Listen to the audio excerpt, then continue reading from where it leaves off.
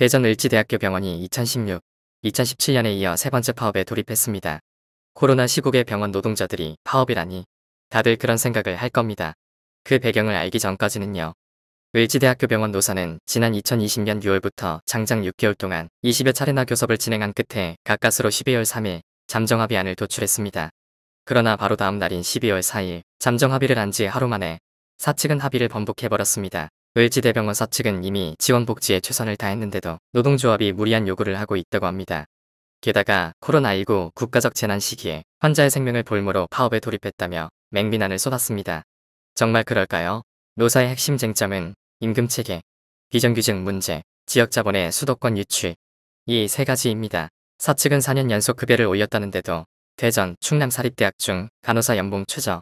그런데 알고 보니 명색이 대학병원인데 임금지급 기준표도 없습니다. 호봉제를 요구하던 노조는 한발 양보했습니다. 대신 지급 기준이 분명한 임금지급 기준표를 만들자고 요구했으나 사측은 거부했습니다. 그뿐만 아니라 정규직 비율 산출도 꼼수였습니다. 사측이 말하는 정규직 비율 88.4%에는 간접고용 250여 명의 인력이 제외됐습니다. 간접고용 노동자를 포함하면 70% 초반대에 그치는 것이죠. 입만 벌리면 거짓말이 자동으로 나와. 심지어 직접 환자를 대면하는 간호조무사, 물리치료사는 정규직 비율이 50%대에 불과합니다. 2년마다 인력이 바뀌어 숙련 직원이 떠나는 상황이고 KBS 보도대로 이미 절반의 병상이 가동 중단. 그 이유는 병실은 있어도 간호 인력이 턱없이 부족하기 때문입니다. 사측의 말대로 임금도 많이 올리고 정규직 비율도 높다면 왜 자꾸 의료 인력이 떠나가는 걸까요? 2019년 기준 을지대병원은 전국 76개 대학 중 순수익 6위, 매년 500억 원에 가까운 이익을 내고 있습니다. 그 비용이면 임금체계 개편, 처우 개선도 가능한데 그 순수익이 굴목적 사업금이라는 명목으로 차곡차곡 모아져 의정부 을지대병원 건설에 쓰여졌다는 사실을 알게 되었습니다.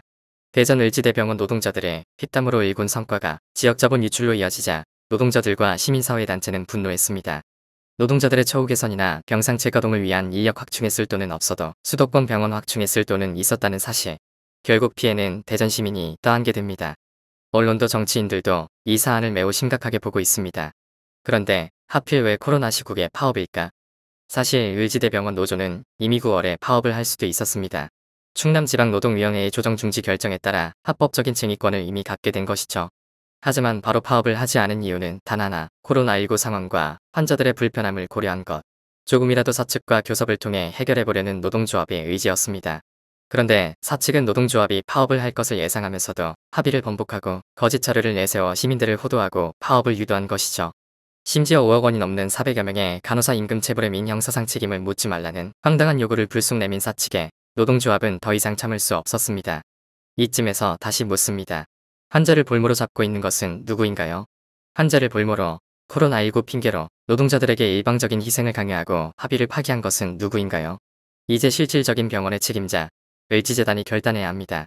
노사관계 악화의 책임을 회피하지 말고 사태 해결에 나서야 합니다. 을지의 노동자들이 지치지 않고 승리할 수 있도록 우리의 많은 지지와 연대도 반드시 필요하겠습니다. 함께해 주세요.